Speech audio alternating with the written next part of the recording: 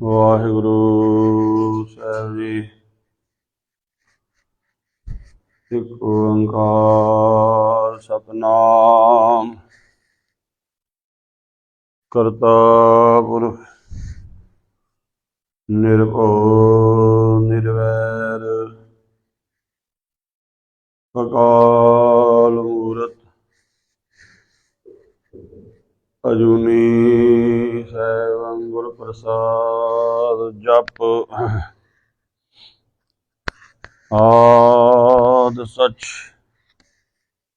ਜੁਗਾਦਿ ਸਚ ਹੈ ਭੀ ਸਚ। ਨਾਨਕ ਹੋਸੀ ਭੀ ਸਚ। ਗਿਆਨ ਅੰਜਨ ਗੁਰ ਦੀਆ ਅਗਿਆਨ ਅੰਧੇਰ ਵਿਨਾਸ਼। ਹਰ ਕਿਰਪਾ ਤੇ ਸੰਤ ਭੇਟਿਆ ਨਾਨਕ ਮਨ ਪਰਗਾਸ। ਬੇਸ਼ੁਮਾਰ ਅਥਾਹ ਅਗਣਿਤ ਅਤੁਲੈ ਜਿਉ ਬੁਲਾਵੋ ਤਿਉ ਨਾਨਕ ਦਾਸ ਬੁਲੈ। ਸਤਿਨਾਮ ਸ੍ਰੀ ਵਾਹਿਗੁਰੂ ਸਾਹਿਬ ਜੀ।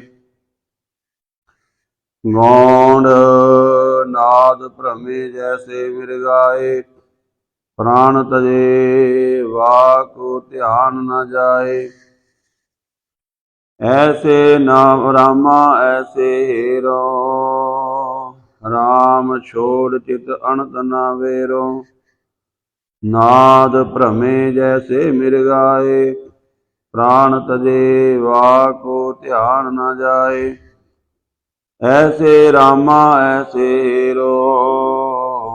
ਰਾਮ ਛੋੜ ਚਿਤ ਅਣਤ ਨਾ ਵੇਰੋ। ਰਾਉ। ਵਾਹਿਗੁਰੂ ਜੀ ਕਾ ਖਾਲਸਾ ਵਾਹਿਗੁਰੂ ਜੀ ਕੀ ਫਤਿਹ। ਪਰਮ ਸਤਿਕਾਰਯੋਗ ਸਤਿਗੁਰੂ ਜੀ ਦੀ ਸਾਚੀ ਨਿਵਾਜੀ ਗੁਰੂ ਰੂਪ ਗੁਰੂ ਖਾਲਸਾ ਸਾਧ ਸੰਗਤ ਜੀਓ। ਗੁਰਬਾਣੀ ਦੀ ਲੜੀਵਾਰ ਕਥਾ ਜੋ ਇਸ ਪਾਵਨ ਸਥਾਨ ਤੇ ਚੱਲ ਰਹੀ ਹੈ, ਜਿਸ ਦੇ ਤਹਿਤ ਗੌਂਡ ਰਾਗ ਦੇ ਅੰਦਰ ਭਗਤ ਨਾਮਦੇਵ ਜੀ ਦੀ ਪਾਵਨ ਬਾਣੀ ਦੀ ਵਿਚਾਰ ਨਾਲ ਜੁੜਨ ਦਾ ਸੁਭਾਗ ਪ੍ਰਾਪਤ ਹੋ ਰਿਹਾ ਹੈ। ਸਤਿਗੁਰੂ ਪਾਤਸ਼ਾਹ ਜੀ ਨੇ ਬਖਸ਼ਿਸ਼ ਕੀਤੀ ਹੈ, ਸਤ ਸੰਗਤ ਦਾ ਅਮੋਲਕ ਸਮਾਂ ਬਖਸ਼ਿਆ ਹੈ। ਇਸ ਸਮੇਂ ਤੋਂ ਆਪਾਂ ਲਾਹਾ ਪ੍ਰਾਪਤ ਕਰੀਏ। 873 ਅੰਗ ਤੇ ਭਗਤ ਨਾਮਦੇਵ ਜੀ ਪਾਵਨ ਬਾਣੀ ਦੁਆਰਾ ਜੋ ਉਪਦੇਸ਼ ਬਖਸ਼ਿਸ਼ ਕਰ ਰਹੇ ਹਨ, ਉੱਤਮ ਜਗਿਆਸੂ ਦੀ ਅਵਸਥਾ ਨੂੰ ਬਿਆਨ ਕੀਤਾ ਹੈ। ਤਿੰਨ ਤਰ੍ਹਾਂ ਦੇ ਜਗਿਆਸੂ ਹੁੰਦੇ ਨੇ।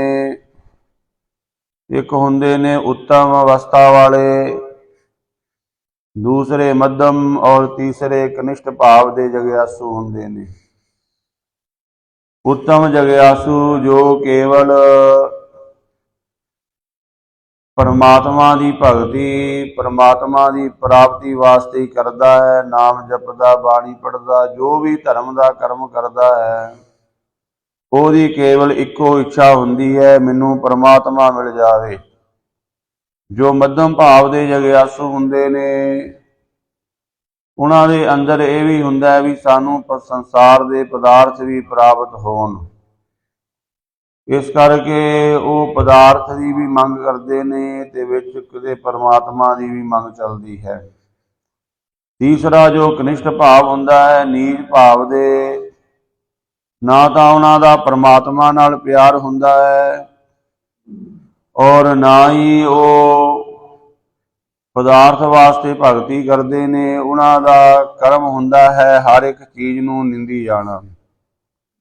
ਉਹ ਵੀ ਸੰਗਤ ਵਿੱਚ ਆਉਂਦੇ ਨੇ। ਇਹ ਤਿੰਨ ਤਰ੍ਹਾਂ ਦੇ ਜਗਿਆਸੂ ਸੰਗਤ ਵਿੱਚ ਆਉਂਦੇ ਨੇ। ਇੱਕ ਉੱਤਮ ਭਾਵ ਦੇ ਹੁੰਦੇ ਨੇ, ਇੱਕ ਮੱਧਮ, ਤੀਸਰੇ ਕਨਿਸ਼ਟ ਭਾਵ ਦੇ ਹੁੰਦੇ ਨੇ ਕਿ ਉਹ ਚਲੋ ਕਹਿੰਦੇ ਚਲੋ ਗੇੜਾ ਮਾਰ ਹੀ ਆਈਏ, ਗੇੜਾ ਕੱਢ ਆਈਏ। ਹੋਰ ਕੋਈ ਉਹਨਾਂ ਦਾ ਬਾਣੀ ਨਾਲ, ਰੱਬ ਨਾਲ, ਗੁਰੂ ਨਾਲ ਪਿਆਰ ਨਹੀਂ ਹੁੰਦਾ। ਇਸ ਕਰਕੇ ਉਹ ਗੁਰੂ ਦੀ ਕਦੇ ਗੱਲ ਵੀ ਨਹੀਂ ਮੰਨਦੇ, ਗੁਰੂ ਦੀ ਇੱਕ ਗੱਲ ਨੂੰ ਵੀ ਮੰਨਣ ਨੂੰ ਤਿਆਰ ਨਹੀਂ ਹੁੰਦੇ।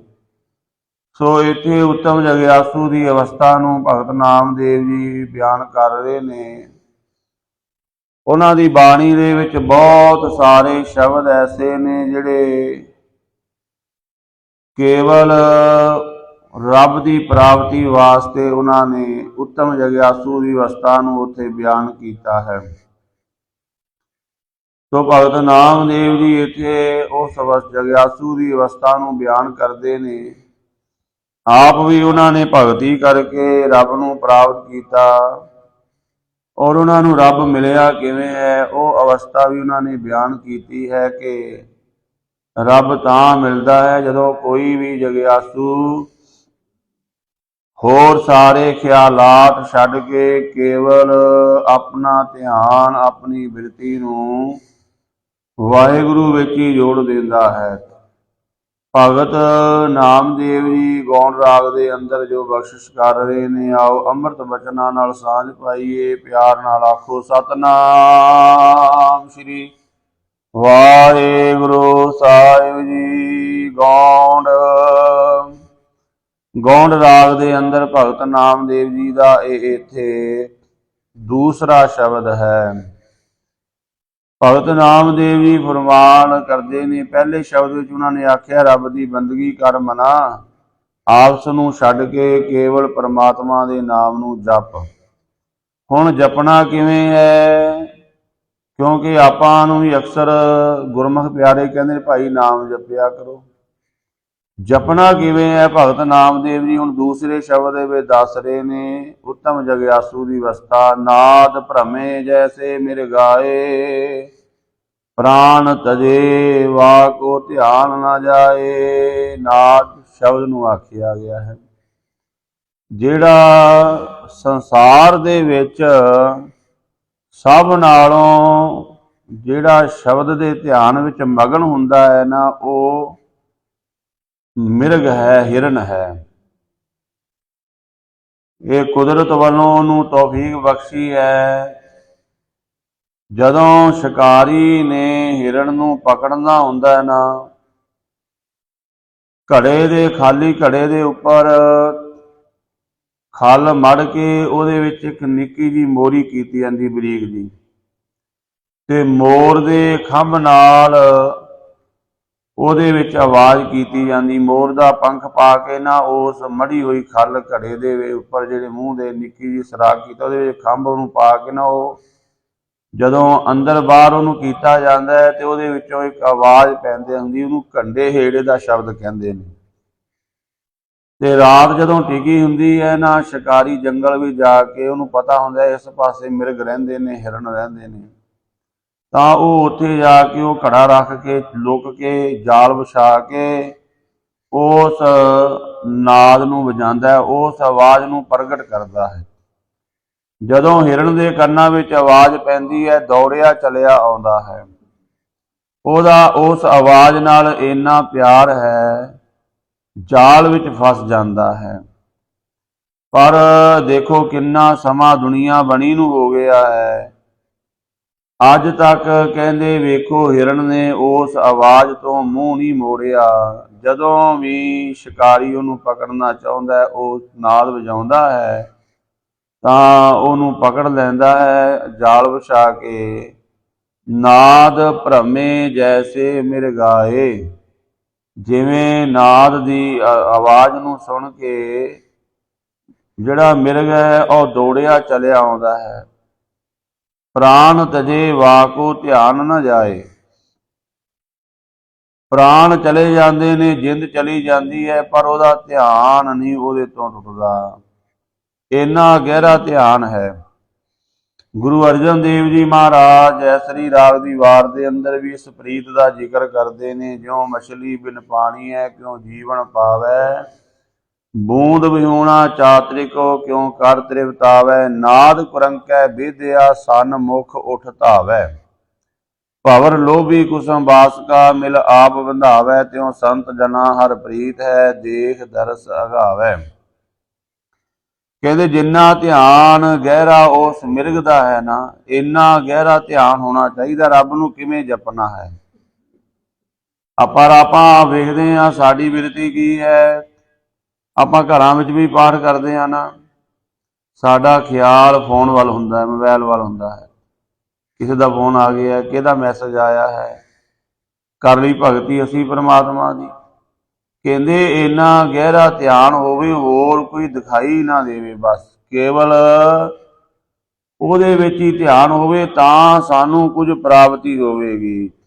ਨਹੀਂ ਤੇ ਇੰਨੀ ਬਾਣੀ ਪੜ੍ਹ ਕੇ ਵੀ ਕੁਝ ਪ੍ਰਾਪਤੀ ਨਹੀਂ ਹੋ ਰਹੀ, ਕਿਉਂਕਿ ਸਾਡਾ ਧਿਆਨ ਬਾਣੀ ਵਿੱਚ ਨਹੀਂ ਹੁੰਦਾ, ਸਾਡਾ ਧਿਆਨ ਤਾਂ ਹੋਰ ਪਾਸੇ ਖਿਲਰਿਆ ਹੁੰਦਾ ਹੈ। ਕਹਿੰਦੇ ਇਸ ਤਰ੍ਹਾਂ ਤੇਰਾ ਧਿਆਨ ਹੋਣਾ ਚਾਹੀਦਾ। ਭਗਤ ਨਾਮਦੇਵ ਜੀ ਦਾ ਇੱਕ ਹੋਰ ਸ਼ਬਦ ਰਾਮਕਲੀ ਰਾਗ ਦੇ ਵਿੱਚ ਹੈ, ਅੱਗੇ ਆਵੇਗਾ।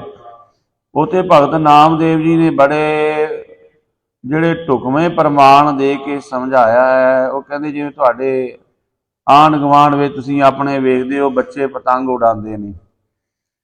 ਕਹਿੰਦੇ ਕਦੇ ਉਹਨਾਂ ਬੱਚਿਆਂ ਵੱਲ ਵੇਖੋ, ਆਨੀ ਲੈ ਕਾਗਦ ਕਾਟੀ ਲੈ ਗੁੱਡੀ, ਆਕਾਸ਼ ਸੰਬਧੇ ਭਰਮੀ ਹਲੇ, ਪਾँच जिना सो बात बतौआ, चीज सो डोरी राखी हले। ਕਹਿੰਦੇ ਉਹ ਬੱਚਾ ਜਿਹੜਾ ਪਤੰਗ ਉਡਾ ਰਿਹਾ ਆਪਣੇ ਮਿੱਤਰਾਂ ਨਾਲ ਗੱਲਾਂ ਵੀ ਕਰੀ ਜਾਂਦਾ, ਗੱਪਾਂ ਵੀ ਮਾਰੀ ਜਾਂਦਾ, ਹੱਸੀ ਖੇਡੀ ਵੀ ਜਾਂਦਾ, ਪਰ ਉਹਦਾ ਧਿਆਨ ਕਿੱਥੇ ਹੈ? ਆਪਣੇ ਪਤੰਗ ਦੀ ਡੋਰ ਦੇ ਵਿੱਚ ਹੈ। ਆਨੀ ਲੈ ਕਾਗਦ ਕਾਟੀ ਲੈ ਗੁੱਡੀ, ਆਕਾਸ਼ ਮਧੇ ਭਰਮੀ ਹਲੇ, ਪਾँच जना ਸੋ ਬਾਤ ਬਤੌਆ, ਚੀਜ਼ ਸੋ ਡੋਰੀ ਰਾਖੀ ਹਲੇ। ਪਤੰਗ ਉੱਡ ਰਿਹਾ ਆਕਾਸ਼ ਦੇ ਵਿੱਚ, ਉੱਚੇ ਉਡਾਰੀ, ਉਹਦਾ ਧਿਆਨ ਬੱਚੇ ਦਾ ਸਾਰਾ ਉਸ ਡੋਰ ਵਿੱਚ ਹੈ, ਪਤੰਗ ਦੇ ਵਿੱਚ ਹੈ। ਕਹਿੰਦੇ ਇਸੇ ਤਰ੍ਹਾਂ ਤੇਰਾ ਧਿਆਨ ਤੂੰ ਸੰਸਾਰ ਦੇ ਕਾਰ ਵਿਹਾਰ ਕਰ, ਪਰ ਤੇਰੀ ਬਿਰਤੀ ਰੱਬ ਦੇ ਵਿੱਚ ਉੱਚੀ ਹੋਣੀ ਚਾਹੀਦੀ ਹੈ। ਕਹਿੰਦੇ ਉਹ ਬਾਲਕ ਵੱਲ ਵੇਖੋ, ਆਪਣੇ ਮਿੱਤਰਾਂ ਨਾਲ ਹੱਸਦਾ ਖੇਡਦਾ ਪਿਆ, ਗੱਪਾਂ ਮਾਰੀ ਜਾਂਦਾ ਹੈ, ਗੱਲਾਂ ਕਰ ਰਿਹਾ ਹੈ, ਉਹਦਾ ਧਿਆਨ ਆਪਣੇ ਪਤੰਗ ਵਿੱਚ ਹੈ, ਡੋਰ ਵਿੱਚ ਹੈ। ਮਾਨ ਰਾਮ ਨਾਮਾ ਬੇਦੀ ਅਲੇ, ਜੈਸੇ ਕਨਕ ਕਲਾ ਚਿਤ ਮਾਂਡੀ ਅਲੇ। ਇਹ ਪੰਜ ਪ੍ਰਮਾਣ ਦਿੱਤੇ ਨੇ ਭਗਤ ਨਾਮਦੇਵ ਜੀ ਨੇ। ਤੇ ਪਹਿਲਾ ਪ੍ਰਮਾਣ ਬੱਚੇ ਦੇ ਪਤੰਗ ਉਡਾਉਣ ਦਾ, ਦੂਜਾ ਕਹਿੰਦੇ ਸੁਨਿਆਰਾ ਜਿਵੇਂ ਗਹਿਣੇ ਘਟਦਾ ਹੈ ਨਾ, ਉਹ ਬੈਠਾ ਹੋਇਆ ਆਪਣੇ, ਕੋਈ ਉਹਦੇ ਕੋਲ ਗਾਹਕ ਆ ਗਏ ਜਾਂ ਕੋਈ ਵੀ, ਉਹਨਾਂ ਗੱਲਾਂ ਵੀ ਕਰੀ ਜਾਂਦਾ ਹੈ। ਮਨ ਰਾਮ ਨਾਮਾ ਬੇਦੀ ਅਲੇ, ਜੈਸੇ ਕਨਕ ਕਲਾ ਚਿਤ ਮਾਂਡੀ ਅਲੇ, ਜਿਵੇਂ ਸੁਨਿਆਰੇ ਦਾ ਧਿਆਨ ਕਣਕ ਵਿੱਚ, ਸੋਨੇ ਵਿੱਚ ਹੁੰਦਾ ਹੈ। ਇਸ ਤੋਂ ਅੱਗੇ ਕਹਿੰਦੇ ਆਨੀ ਲੈ ਕੁੰਭ ਭਰਾਈ ਲੈ, ਉਦਗ ਰਾਜ ਕੁਆਰ ਪੁਰੰਦਰੀਏ, ਹਸਤ ਵਿਨੋਦ ਵਿਚਾਰ ਕਰਤੈ, ਚੀਜ਼ ਸੋ ਗਾਗਰ ਰਾਖੀ ਅਲੇ। ਪਿੰਡ ਦੀਆਂ, ਸ਼ਹਿਰ ਦੀਆਂ ਪੁਰਾਤਨ ਸਮੇਂ ਦਾ ਉਹ ਪ੍ਰਮਾਣ ਦਿੱਤਾ ਹੈ। ਕਹਿੰਦੇ ਨੌਜਵਾਨ ਕੁੜੀਆਂ, ਉਹਨਾਂ ਨੇ ਸਿਰ ਤੇ ਗਾਗਰਾਂ ਰੱਖੀਆਂ, ਪਾਣੀ ਲੈਣ ਚੱਲੀਆਂ ਨੇ। ਆਨੀ ਲੈ ਕੁੰਭ, ਕੁੰਭ ਘੜੇ ਨੂੰ ਕਹਿੰਦੇ ਨੇ, ਗਾਗਰ ਘੜਾ। ਆਨੀ ਲੈ ਕੁੰਭ ਭਰਾਈ ਲੈ, ਉਦਗ ਰਾਜ ਕੁਆਰ ਪੁਰੰਦਰੀਏ। ਪੁਰ ਅੰਦਰ, ਅੰਦਰ ਭਾਵ ਸ਼ਹਿਰ, ਪੁਰ ਨਾਮ ਸ਼ਹਿਰ ਦਾ ਹੈ, ਸ਼ਹਿਰ ਦੇ ਅੰਦਰ ਰਹਿਣ ਵਾਲੀਆਂ ਉਹ ਬੱਚੀਆਂ, ਉਹ ਨੌਜਵਾਨ ਕੁੜੀਆਂ ਚੱਲੀਆਂ ਨੇ ਪਾਣੀ ਲੈਣ ਵਾਸਤੇ, ਪਾਣੀ ਭਰ ਕੇ ਲਿਆਈਆਂ ਨੇ ਬਾਹਰੋਂ ਦੂਰੋਂ। ਹਸਤ ਵਿਨੋਦ ਵਿਚਾਰ ਕਰਤਾ, ਚੀਜ਼ ਸੋ ਗਾਗਰ ਰਾਖੀ ਅਲੇ। ਉਹ ਸਹੇਲੀਆਂ ਇੱਕ ਦੂਜੇ ਨਾਲ, ਬੱਚੀਆਂ ਆਪਣੇ ਗੱਲਾਂ ਵੀ ਕਰਦੀਆਂ, ਹੱਸਦੀਆਂ ਖੇਡਦੀਆਂ ਨੇ, ਪਰ ਉਹਨਾਂ ਦਾ ਧਿਆਨ ਕਿੱਥੇ ਹੈ? ਸਿਰ ਦੇ ਉੱਪਰ ਰੱਖੇ ਘੜੇ ਗਾਗਰ ਦੇ ਵਿੱਚ, ਡੁੱਲ ਨਾ ਜਾਵੇ, ਡਿੱਗ ਨਾ ਜਾਵੇ। ਪਹਿਲਾਂ ਇਸ ਤਰ੍ਹਾਂ ਵੱਟਾਂ ਤੋਂ ਆਉਣਾ, ਦੂਰੋਂ ਜਾ ਕੇ ਪਾਣੀ ਲੈ ਕੇ ਆਉਣਾ, ਤਾਂ ਉਹ ਇੱਕ ਦੂਜੇ ਨਾਲ ਹੱਸਦੀਆਂ, ਮਖੌਲ ਵੀ ਕਰਦੀਆਂ ਨੇ, ਪਰ ਉਹਨਾਂ ਦਾ ਧਿਆਨ ਕਿੱਥੇ? ਆਪਣੀ ਗਾਗਰ ਦੇ ਵਿੱਚ, ਇਹ ਨਾ ਗਿਰ ਜਾਵੇ। ਇਸ ਤਰ੍ਹਾਂ ਸੰਸਾਰ ਦਾ ਕਾਰ ਵਿਹਾਰ ਕਰਦਿਆਂ ਤੇਰਾ ਧਿਆਨ ਅਕਾਲ ਪੁਰਖ ਵਾਹਿਗੁਰੂ ਦੇ ਵਿੱਚ ਹੋਣਾ ਚਾਹੀਦਾ ਹੈ।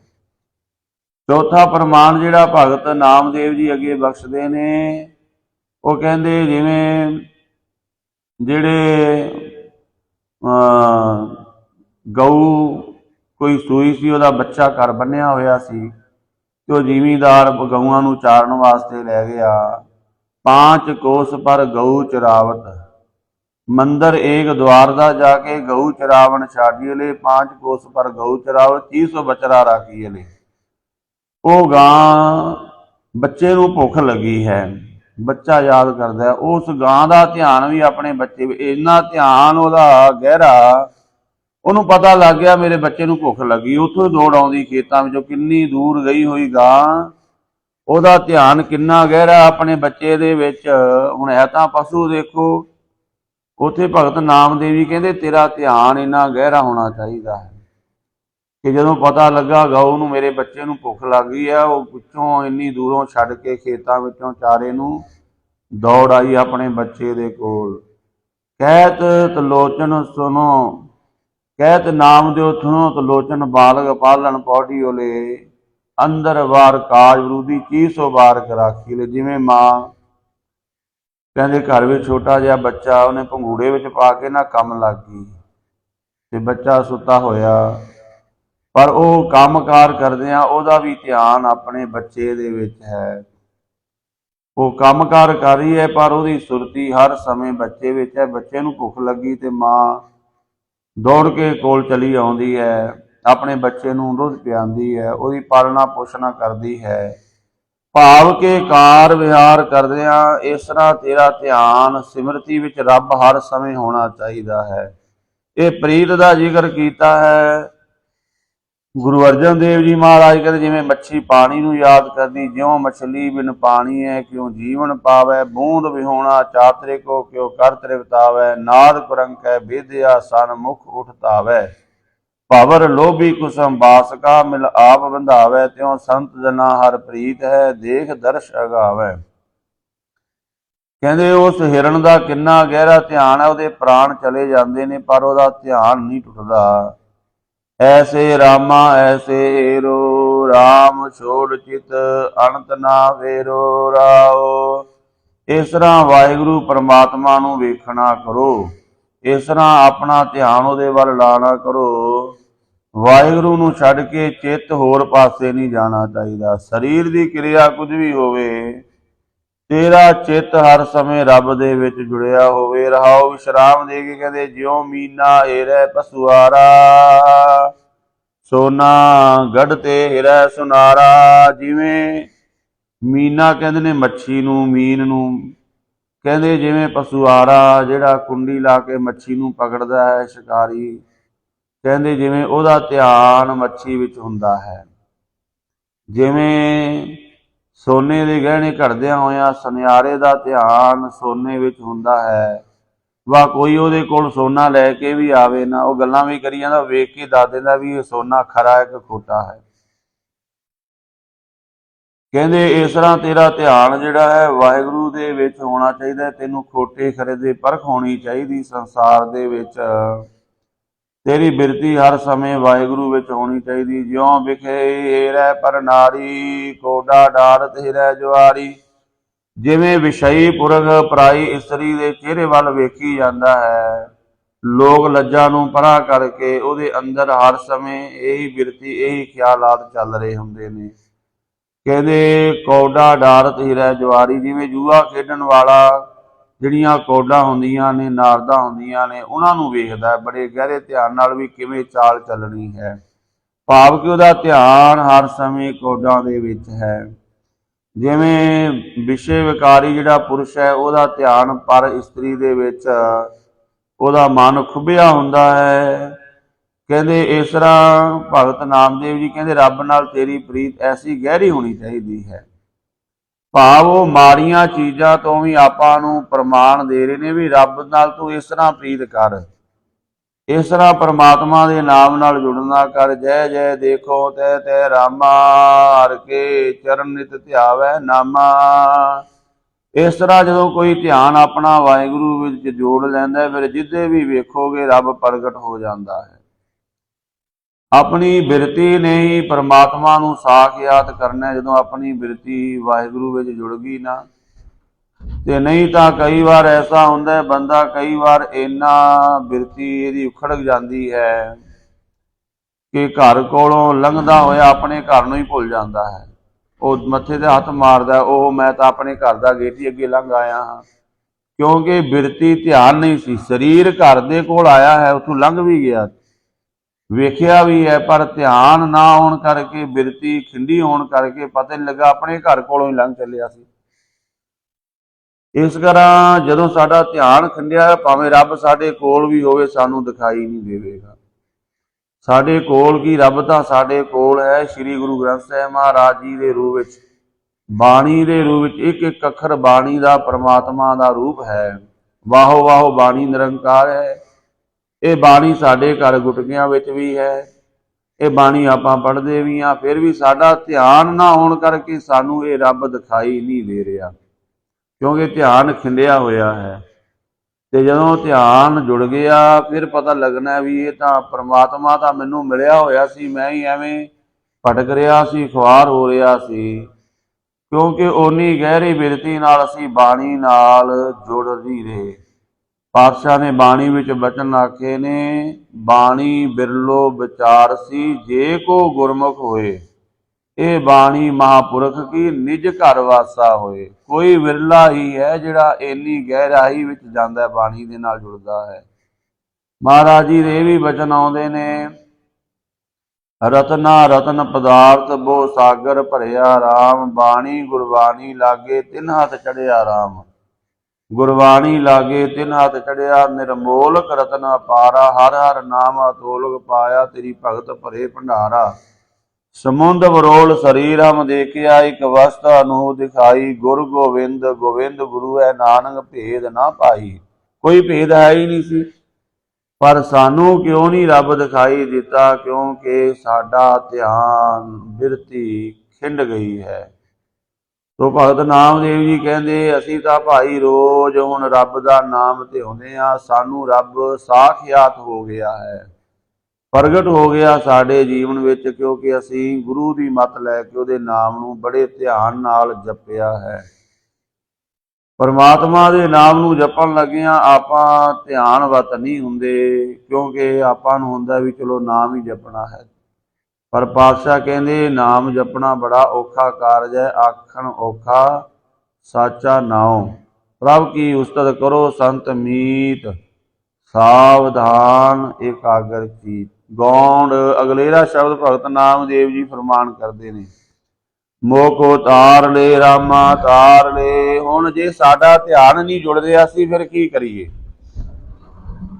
ਤੀਸਰਾ ਸ਼ਬਦ ਹੈ ਭਗਤ ਨਾਮਦੇਵ ਜੀ ਆ ਪਹਿਲੇ ਵਿੱਚ ਆਖਿਆ ਰੱਬ ਦਾ ਨਾਮ ਜਪ, ਸਾਰੇ ਦਾਨ ਪੁੰਨ ਕਰਮਾਂ ਨਾਲੋਂ ਰੱਬ ਦਾ ਨਾਮ ਉੱਤਮ, ਉਹਦਾ ਮਹਾਤਮ ਵੱਡਾ। ਦੂਸਰੇ ਵਿੱਚ ਆਖਿਆ ਧਿਆਨ ਨਾਲ ਜਪ।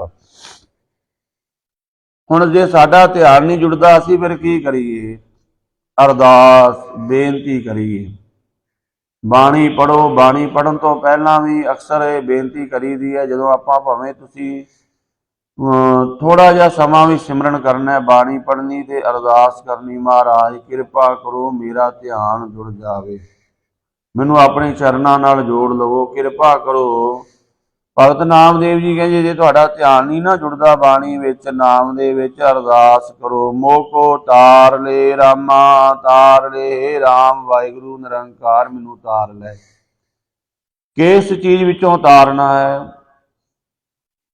ਜਿਹੜੇ ਸਾਡੇ ਅੰਦਰ ਨਾ ਹਰ ਸਮੇਂ ਵਿਕਾਰਾਂ ਦੀਆਂ ਲਹਿਰਾਂ ਚੱਲ ਰਹੀਆਂ, ਸਾਡੇ ਅੰਦਰ ਹਰ ਸਮੇਂ ਫੁਰਨੇ ਚੱਲ ਰਹੇ ਨੇ ਸੰਸਾਰ ਦੇ, ਉਹਨਾਂ ਸੰਸਾਰ ਦੇ ਫੁਰਨਿਆਂ ਵਿੱਚ ਹੀ ਆਪਾਂ ਡੁੱਬ ਰਹੇ ਹਾਂ। ਜਿਵੇਂ ਭਗਤ ਕਬੀਰ ਸਾਹਿਬ ਜੀ ਦਾ ਇੱਕ ਸ਼ਬਦ ਆਉਂਦਾ ਹੈ ਕਿ ਸਾਡੇ ਅੰਦਰ ਹਰ ਸਮੇਂ ਆਵਾਗਮਨ ਹੋਤ ਹੈ, ਫੁੰਨ ਫੁੰਨ ਇਹ ਪ੍ਰਸੰਗ ਨਾ ਟੁੱਟੈ। ਸਾਡੇ ਅੰਦਰ ਆਵਾਗਮਨ ਚੱਲ ਰਿਹਾ ਹਰ ਸਮੇਂ, ਕਦੇ ਅਸੀਂ ਕੁੱਤੇ ਦੇ ਸੁਭਾਅ ਵਿੱਚ ਹੁੰਦੇ ਹਾਂ, ਕਦੀ ਸ਼ੇਰ ਦੇ, ਕਦੀ ਪਸ਼ੂ ਦੇ, ਜਾਨਵਰ, ਕਦੀ ਕੀੜੇ ਮਕੌੜਿਆਂ ਦਾ ਸੁਭਾਅ ਵਿੱਚ ਹੁੰਦੇ ਹਾਂ। ਜਿਹੜੀ ਸਾਡੀ ਅੰਦਰਲੀ ਬਿਰਤੀ ਹੈ, ਉਹ ਚੀਜ਼ ਜਿਹੜੀ ਸਾਡੇ ਅੰਦਰ ਆਵਾਗਮਨ ਫੁੰਨ ਫੁੰਨ ਵਿੱਚ ਹੋ ਰਿਹਾ ਹੈ, ਕਦੇ ਸਾਡੇ ਅੰਦਰ ਮਿਰਗ ਆ ਜਾਂਦਾ ਹੈ, ਕਦੇ ਸਾਡੇ ਅੰਦਰ ਭਵਰਾ ਆ ਜਾਂਦਾ ਹੈ, ਕਦੇ ਪਤੰਗਾ ਆ ਜਾਂਦਾ ਹੈ, ਕਦੇ ਹਾਥੀ ਵਾਲੀ ਵਾਸ਼ਨਾ ਆ ਜਾਂਦੀ, ਕਦੇ ਗਧੇ ਵਾਲੀ ਵਾਸ਼ਨਾ ਆ ਜਾਂਦੀ ਹੈ। ਪਸ਼ੂ ਬਿਰਤੀਆਂ ਚੱਲਦੀਆਂ ਰਹਿੰਦੀਆਂ ਨੇ। ਉਸੇ ਨੂੰ ਮਹਾਰਾਜ ਨੇ ਕਿਹਾ, ਕਰਤੂਤ ਪਸ਼ੂ ਕੀ ਮਾਨਸ ਜਾਤ, ਦੇਹੀ ਤਾਂ ਮਨੁੱਖ ਵਾਲੀ ਹੈ, ਪਰ ਅੰਦਰ ਸਾਰਾ ਕੁਝ ਪਸ਼ੂਪੁਣਾ ਚੱਲ ਰਿਹਾ ਹੈ। ਉਹ ਆਵਾਗਮਨ ਨੂੰ ਖਤਮ ਕਰਨਾ ਹੈ। ਉਹ ਜਦ ਤੱਕ ਨਹੀਂ ਖਤਮ ਹੁੰਦਾ, ਜੀਵ ਕਦੇ ਮੁਕਤ ਨਹੀਂ ਹੋ ਸਕਦਾ। ਬਾਹਰੋਂ ਜੋ ਮਰਜ਼ੀ ਅਡੰਬਰ ਕਰੀ ਜਾਵੇ, ਸਾਡੇ ਅੰਦਰ ਦੀ ਵਾਸ਼ਨਾ ਦੀ ਲੜੀ ਨਹੀਂ ਨਾ ਟੁੱਟਦੀ ਜਦੋਂ, ਉਦੋਂ ਤੱਕ ਜੀਵ ਨੂੰ ਉਹ ਅਵਸਥਾ ਨਹੀਂ ਪ੍ਰਾਪਤ ਹੁੰਦੀ। ਤੋ ਅਰਦਾਸ ਕਰ, ਮੋਕੋ ਤਾਰ ਲੈ ਰਾਮਾ ਤਾਰ, ਮੈਂ ਅਜਾਨ ਜਨ ਤਰਵੇ ਨਾ ਜਾਨੋ, ਬਾਪ ਬੀਠਲਾ ਬਾਹ ਦੇ ਰਹਾਓ। ਇਹ ਵਾਸ਼ਨਾ ਵਿੱਚੋਂ ਬਾਹਰ ਕਿਵੇਂ ਨਿਕਲਣਾ ਜਿਹੜੀ ਸਾਡੇ ਅੰਦਰ ਚੱਲ ਰਹੀ ਹੈ? ਇਹ ਵਾਹਿਗੁਰੂ ਮੈਨੂੰ ਨਹੀਂ ਤਰਨਾ ਆ ਰਿਹਾ, ਮੈਨੂੰ ਇਹ ਚੋਂ ਨਿਕਲ ਨਹੀਂ ਸਕਦਾ, ਮੇਰਾ ਧਿਆਨ ਨਹੀਂ ਜੁੜ ਰਿਹਾ, ਕਿਵੇਂ ਮੈਂ ਤੇਰੇ ਚਰਨਾਂ ਵਿੱਚ ਧਿਆਨ ਜੋੜਾਂ? ਮੇਰੇ ਅੰਦਰ ਇਹ ਪ੍ਰਸੰਗ ਹਰ ਸਮੇਂ ਚੱਲ ਰਿਹਾ ਹੈ, ਮੈਂ ਅਜਾਨ, ਇਸ ਪਾਸੇ ਤੋਂ ਮੈਂ ਬਿਲਕੁਲ ਅਜਾਨ ਹਾਂ, ਮੈਨੂੰ ਸਮਝ ਹੀ ਨਹੀਂ ਹੈ ਕਿ ਜਿਹੜੀ ਮੇਰੇ ਅੰਦਰ ਵਾਸ਼ਨਾ ਬੰਦੀ ਚੱਲ ਰਹੀ ਹੈ ਇਹਨੂੰ ਕਿਵੇਂ ਮਾਰਨਾ ਹੈ। ਹੇ ਵਾਹਿਗੁਰੂ, ਤੂੰ ਆਪਣੀ ਬਾਹ ਪਕੜਾ, ਭਾਵ ਆਪਣੇ ਸ਼ਬਦ ਦਾ ਮੈਨੂੰ ਆਸਰਾ ਦੇ, ਮੈਨੂੰ ਸ਼ਬਦ ਨਾਲ ਜੋੜ ਲੈ। ਰਹਾਓ ਵਿਸ਼ਰਾਮ ਦੇ ਕੇ ਕਹਿੰਦੇ, ਨਰ ਤੇ ਸੁਰ ਹੋਏ ਜਾਤ ਨਿਮਕ ਮੈਂ, ਸਤਿਗੁਰ ਬੁੱਧ ਸਗਲਾਈ। ਜਦੋਂ ਇਸ ਤਰ੍ਹਾਂ ਅਰਦਾਸ ਕਰਨ ਲੱਗ ਪਏ ਨਾ ਆਪਾਂ, ਤਾਂ ਗੁਰੂ ਅਰਦਾਸ ਸੁਣਦਾ ਹੈ। ਕਹਿੰਦੇ ਨਰ ਤੇ ਸੁਰ ਹੋਏ ਜਾਤ ਨਿਮਕ ਮੈਂ, ਸਤਿਗੁਰ ਬੁੱਧ ਸਗਲਾਈ। ਸਤਿਗੁਰੂ ਨੇ ਫਿਰ ਉਹ ਸੋਝੀ ਦੇ ਦਿੱਤੀ। ਕਿਵੇਂ? ਇਸ ਮਨੁੱਖ ਜੂਨੀ ਜਿਹੜੀ ਮਿਲੀ ਹੈ, ਇੱਥੇ ਨਰ ਦਾ ਭਾਵ ਮਨੁੱਖ ਜੂਨੀ, ਇਹਦੇ ਵਿੱਚ ਇਸਤਰੀਆਂ ਵੀ ਆ ਜਾਂਦੀਆਂ ਨੇ, ਪੁਰਸ਼ ਵੀ ਆ ਜਾਂਦੇ। ਨਰ ਦਾ ਇੱਥੇ ਅਰਥ ਕੇਵਲ ਪੁਰਸ਼ ਨਹੀਂ ਹੈ, ਭਾਵ ਮਨੁੱਖਾ ਜੂਨੀ। ਨਰ ਦਾ ਭਾਵ ਇੱਥੇ ਮਨੁੱਖਾ ਜੂਨੀ ਹੈ। ਕਹਿੰਦੇ ਜਦੋਂ ਗੁਰੂ ਦੇ ਚਰਨਾਂ ਵਿੱਚ ਅਰਦਾਸ ਕਰੀਏ ਨਾ ਵਾਰ-ਵਾਰ, ਫਿਰ ਸਤਿਗੁਰੂ ਨੇ ਸਮਝ ਦੇ ਦਿੱਤੀ। ਕੀ ਸਮਝ ਦੇ ਦਿੱਤੀ? ਇਸ ਸਰੀਰ ਤੋਂ ਪਰੇ ਤੂੰ ਸੁਰਾਂ ਵਾਲਾ, ਦੇਵਤਿਆਂ ਵਾਲਾ ਜੀਵਨ, ਉਹ ਬ੍ਰਹਮ ਗਿਆਨ ਦੀ ਅਵਸਥਾ ਵਾਲਾ ਜੀਵਨ ਕਿਵੇਂ ਪ੍ਰਾਪਤ ਕਰਨਾ ਹੈ। ਨਰ ਤੇ ਸੁਰ ਹੋਏ ਜਾਤ ਨਿਮਕ ਮੈਂ, ਇੱਕ ਨਿਮਕ ਮਾਤਰ ਵਿੱਚ ਗੁਰੂ ਦੱਸ ਦਿੰਦਾ ਕਿਵੇਂ ਪਾਰ ਹੋਣਾ ਹੈ। ਸਤਿਗੁਰ ਬੁੱਧ ਸਗਲਾਈ, ਇੱਕ ਨਿਮਕ ਮਾਤਰ ਵਿੱਚ ਤੂੰ ਪਾਰ ਹੋ ਸਕਦਾ ਹੈ। ਬਸ ਕੀ ਕਰਨਾ ਹੈ? ਆਪਣੇ ਧਿਆਨ ਨੂੰ ਸ਼ਬਦ ਵਿੱਚ ਜੋੜਨਾ ਹੈ। ਉਹ ਕਿਵੇਂ ਹੋਏਗਾ? ਵੀ ਸਾਰੇ ਖਿਆਲਾਤਾਂ ਨੂੰ ਛੱਡ ਦਿਓ। ਜਦੋਂ ਬਾਣੀ ਪੜ੍ਹਨੀ ਹੈ, ਭਾਵੇਂ 5 ਮਿੰਟ ਪੜ੍ਹਨੀ ਹੈ, ਬਸ ਵੀ ਪੂਰਾ ਧਿਆਨ ਆਪਣੇ ਮੋਬਾਈਲ ਅੱਜ ਕੱਲ੍ਹ ਜਿਹੜੇ ਸੋਚਣੇ ਇਹ ਬੰਦ ਕਰ ਦਿਓ, ਸਾਰੇ ਕੰਮ ਛੱਡ ਦਿਓ। ਵੀ ਹੁਣ ਮੈਂ ਸਿਰਫ ਨਾਮ ਜਪਣਾ ਹੈ, ਸਿਰਫ ਬਾਣੀ ਪੜ੍ਹਨੀ ਹੈ। ਬਸ ਜਦੋਂ ਆਪਾਂ ਇਹ ਕੰਮ ਕਰਨ ਲੱਗ ਪਏ, ਫਿਰ ਸਤਿਗੁਰੂ ਦੀ ਕਿਰਪਾ ਹੋ ਜਾਣੀ। ਨਰ ਤੇ ਉਪਜ ਸੁਰਗ ਕੋ ਜੀਤਿਓ, ਸੋ ਅਵਖਤ ਮੈਂ ਪਾਈ।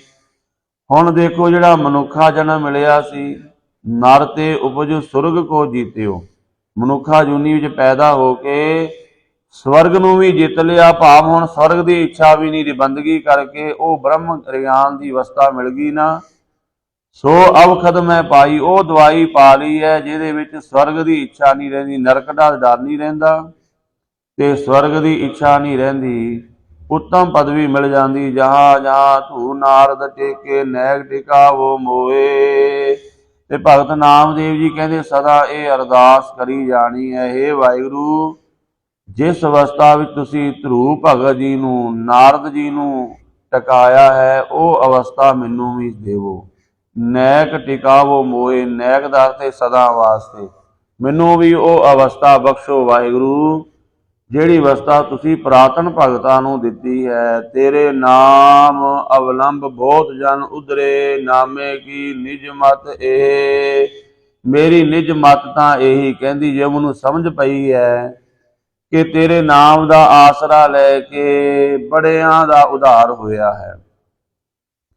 ਤੇਰੇ ਨਾਮ ਨਾਲ ਜੁੜ ਕੇ ਜੀਵ ਦਾ ਭਲਾ ਹੁੰਦਾ। ਇਸ ਕਰਕੇ ਸੱਚੇ ਪਾਤਸ਼ਾਹ ਵਾਹਿਗੁਰੂ ਕਿਰਪਾ ਕਰੋ, ਮੈਨੂੰ ਵੀ ਆਪਣੇ ਨਾਮ ਦਾ ਆਸਰਾ ਦੇਵੋ। ਗੌਣ ਅਗਲੇ ਦਾ ਸ਼ਬਦ ਭਗਤ ਨਾਮਦੇਵ ਜੀ ਫਰਮਾਨ ਕਰ ਰਹੇ ਨੇ, ਮੋਏ ਲਾਗਤੀ ਤਾਲਾ ਬੇਲੀ, ਬਛਰੇ ਬਿਨ ਗਾਏ ਅਕੇਲੀ।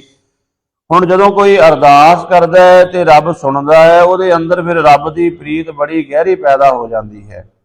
ਇੰਨੀ ਗਹਿਰਾ ਪੈਦਾ ਹੋ ਜਾਂਦੀ ਹੈ, ਉਹ ਨਾਮ ਤੋਂ ਬਿਨਾਂ ਰਹਿ ਨਹੀਂ ਸਕਦਾ। ਜੇ ਕਿਤੇ ਉਹਦਾ ਨੇਮ ਕਿਤੇ ਰਹਿ ਜਾਵੇ ਨਾ ਕੋਈ ਕੰਮ ਕਰਕੇ, ਤਾਂ ਉਹ ਇਸ ਤਰ੍ਹਾਂ ਤੜਫਣ ਲੱਗ ਜਾਂਦਾ ਜਿਵੇਂ ਗਾਂ ਬਛਰੇ ਬਿਨ ਗਾਏ ਅਕੇਲੀ, ਜਿਵੇਂ ਗਾਂ ਆਪਣੇ ਬੱਚੇ ਤੋਂ ਬਿਨਾਂ ਤੜਫਣ ਲੱਗ ਜਾਂਦੀ ਹੈ ਨਾ, ਇਸ ਤਰ੍ਹਾਂ ਭਗਤ ਰੱਬ ਬਿਨਾਂ ਉਹਨੂੰ ਵੀ ਤਿਲ ਮਿਲਾ ਉੱਠਦਾ ਹੈ ਕਿ ਅੱਜ ਮੇਰਾ ਇਹ ਨਿਤਨੇਮ ਰਹਿ ਗਿਆ। ਅੱਜ ਮੈਂ, ਜਿਵੇਂ ਆਪਾਂ ਕਿਉਂ ਸਰੀਰ ਦੀ ਕਿਰਿਆ ਹੈ, ਕਈ ਵਾਰ ਢਿੱਲ ਮੱਠ ਹੋ ਜਾਂਦੀ ਸਵੇਰੇ ਉੱਠਣ ਲੱਗਿਆਂ, ਤੇ ਜਿਹੜੇ ਨਾਮ ਦੇ ਅਭਿਆਸੀ ਨੇ, ਜੇ 10 ਮਿੰਟ 15 ਮਿੰਟ ਲੇਟ ਹੋ ਗਏ, ਅੱਧਾ ਘੰਟਾ, ਤਾਂ ਉਹਨਾਂ ਨੂੰ ਬੜੀ ਤਿਲ ਮਿਲਾਟ ਹੋ ਜਾਂਦੀ ਵੀ ਅੱਜ ਮੇਰਾ ਇੰਨਾ ਸਮਾਂ ਗਵਾਚ ਗਿਆ ਹੈ।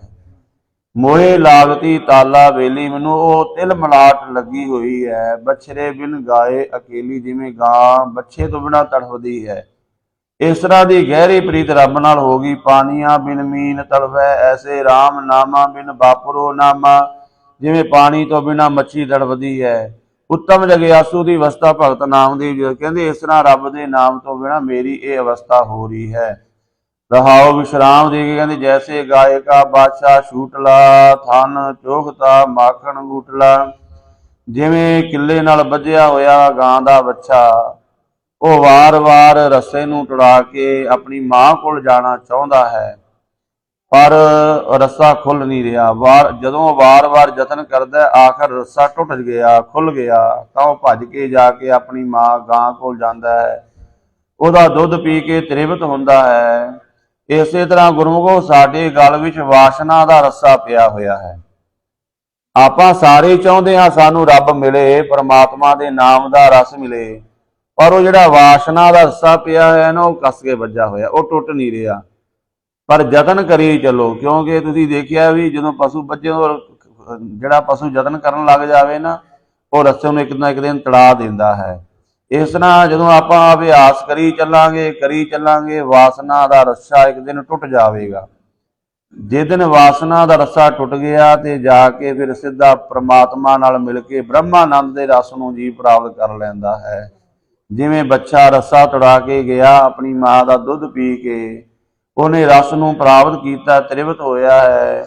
ਇਸੇ ਤਰ੍ਹਾਂ ਸ਼ਬਦ ਦਾ ਵਾਰ-ਵਾਰ ਅਭਿਆਸ ਕਰਕੇ ਜੀਵ ਨੇ ਵਾਸ਼ਨਾ ਦਾ ਰੱਸਾ ਤੋੜ ਕੇ ਗੁਰੂ ਦੇ ਸ਼ਬਦ ਨਾਲ ਜੁੜ ਕੇ, ਗੁਰੂ ਦੇ ਚਰਨਾਂ ਨਾਲ ਜੁੜ ਕੇ ਬ੍ਰਹਮਾਨੰਦ ਨੂੰ ਪੀ ਲਿਆ। ਨਾਮ ਦਿਓ ਨਾਰਾਇਣ ਪਾਇਆ, ਗੁਰ ਭੇਟਤ ਅਲਖ ਲਖਾਇਆ। ਭਗਤ ਨਾਮਦੇਵ ਜੀ ਕਹਿੰਦੇ ਮੈਂ ਵੀ ਇਹ ਅਭਿਆਸ ਕਰਕੇ ਵਾਹਿਗੁਰੂ ਨੂੰ ਪਾ ਲਿਆ ਹੈ, ਪਰ ਇਹ ਸਾਰੀ ਕਲਾ ਵਰਤੀ ਹੈ ਗੁਰੂ ਦੁਆਰਾ। ਜਦੋਂ ਗੁਰੂ ਨੂੰ ਮਿਲ ਗਏ, ਗੁਰੂ ਨੇ ਉਸ ਅਲਖ ਵਾਹਿਗੁਰੂ ਦੇ ਨਾਲ ਸਾਨੂੰ ਜਾਣ ਜਿਹੜਾ ਹੈ ਜੋੜ ਦਿੱਤਾ, ਜਿਹਨੂੰ ਲਖਿਆ ਨਹੀਂ ਜਾ ਸਕਦਾ, ਜਾਣਿਆ ਨਹੀਂ ਜਾ ਸਕਦਾ, ਉਸ ਰੱਬ ਦੀ ਸੋਝੀ ਦੇ ਦਿੱਤੀ। ਜੈਸੇ ਵਿਖੇ ਹੇਤ ਪਰ ਨਾਰੀ, ਐਸੇ ਨਾਮੇ ਪ੍ਰੀਤ ਮੁਰਾਰੀ। ਭਗਤ ਨਾਮਦੇਵ ਜੀ ਫਿਰ ਪ੍ਰਮਾਣ ਦਿੰਦੇ ਨੇ, ਕਹਿੰਦੇ ਜਿਵੇਂ ਵਿਸ਼ਈ ਪੁਰਖ ਜਿਹੜਾ ਹੈ ਉਹ ਪਰਾਈ ਇਸਤਰੀ ਨੂੰ ਤੱਕਦਾ ਹੈ, ਉਹਦੇ ਨਾਲ ਪ੍ਰੀਤ ਕਰਦਾ ਹੈ, ਇਸ ਤਰ੍ਹਾਂ ਸਾਡੀ ਰੱਬ ਨਾਲ ਪ੍ਰੀਤ ਹੈ। ਜੈਸੇ ਤਾਪ ਤੇ ਨਿਰਮਲ ਘਾਮਾ, ਤੈਸੇ ਰਾਮ ਨਾਮਾ ਬਿਨ ਵਾਪਰੋ ਨਾਮਾ। ਜਿਵੇਂ ਭਾਦੋਂ ਦੇ ਮਹੀਨੇ ਦੀ ਜਿਹੜੀ ਧੁੱਪ ਹੈ ਨਾ, ਉਹ ਬੜੀ ਨਿਰਮਲ ਮੰਨੀ ਗਈ ਹੈ, ਭਾਵ ਤਿੱਖੀ ਮੰਨੀ ਗਈ ਹੈ। ਭਾਦੋਂ ਦੇ ਮਹੀਨੇ ਦੀ ਜਿਹੜੀ ਧੁੱਪ ਹੈ, ਉਹ ਸਭ ਤੋਂ ਜ਼ਿਆਦਾ ਜ਼ਿਮੀਂਦਾਰਾਂ ਨੂੰ ਕਲਪਾ ਦਿੰਦੀ, ਕਿਉਂਕਿ ਉਸ ਸਮੇਂ ਖਾਸ ਕਰਕੇ ਜਿਹੜੀ ਮੱਕੀ ਦੀ ਗੁਡਾਈ ਹੁੰਦੀ ਇਹਨਾਂ ਦਿਨਾਂ ਵਿੱਚ ਹੀ ਹੁੰਦੀ ਹੈ।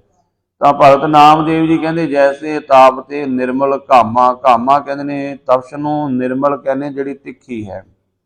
ਕਹਿੰਦੇ ਜਿਵੇਂ ਉਹ ਧੁੱਪ ਜਿਹੜੀ ਹੈ ਜ਼ਿਮੀਂਦਾਰ ਨੂੰ ਤੜਫਾ ਦਿੰਦੀ ਹੈ, ਇਸ ਤਰ੍ਹਾਂ ਰੱਬ ਦੇ ਬਿਨਾਂ ਅਸੀਂ ਵੀ ਤੜਫਦੇ ਹਾਂ। ਸਾਡੀ ਰੱਬ ਨਾਲ ਪ੍ਰੀਤ ਇੰਨੀ ਹੈ ਕਿ ਐਸੇ ਰਾਮ ਨਾਮਾ ਬਿਨ ਵਾਪਰੋ ਨਾਮਾ। ਵਾਹਿਗੁਰੂ ਦੇ ਨਾਮ ਨਾਲ ਐਸੀ ਪ੍ਰੀਤ ਹੋਣੀ ਚਾਹੀਦੀ, ਜਿਸ ਦਿਨ ਤੁਹਾਡਾ ਨੇਮ ਰਹਿ ਜਾਵੇ, ਤੁਸੀਂ ਗੁਰਦੁਆਰੇ ਨਾ ਆ ਸਕੋ ਕਿਸੇ ਕਾਰਨ, ਤੇ ਅੰਦਰ ਤੜਫ ਹੋਣੀ ਚਾਹੀਦੀ, ਅੱਜ ਮੈਂ ਗੁਰਦੁਆਰੇ ਨਹੀਂ ਜਾ ਸਕਿਆ, ਅੱਜ ਮੈਂ ਨਿਤਨੇਮ ਨਹੀਂ ਕਰ ਸਕਿਆ, ਮੇਰੇ ਤੋਂ ਅੱਜ ਅੰਮ੍ਰਿਤ ਵੇਲੇ ਉੱਠ ਨਹੀਂ ਹੋ ਸਕਿਆ। ਕਹਿੰਦੇ ਇਸ ਤਰ੍ਹਾਂ ਭਗਤ ਨਾਮਦੇਵ ਜੀ ਕਹਿੰਦੇ ਸਾਡੀ ਰੱਬ ਨਾਲ ਪ੍ਰੀਤ ਹੈ। ਸੋ ਗੁਰਮੁਖੋ ਸਤਿਗੁਰੂ ਜੀ ਮਹਿਰਾਮਤ ਕਰਨ, ਇਸ ਤਰ੍ਹਾਂ ਦੀ ਪ੍ਰੀਤ ਸਾਡੀ ਗੁਰੂ ਨਾਲ ਹੋਵੇ, ਤਾਂ ਜੋ ਇਹ ਪੜ੍ਹਿਆ ਸੁਣਿਆ ਲੇਖੇ ਵਿੱਚ ਲੱਗ ਜਾਵੇ। ਹੋਈਆਂ ਭੁੱਲਾਂ ਦੀ ਖਿਮਾ। ਵਾਹਿਗੁਰੂ ਜੀ ਕਾ ਖਾਲਸਾ, ਵਾਹਿਗੁਰੂ ਜੀ ਕੀ ਫਤਿਹ।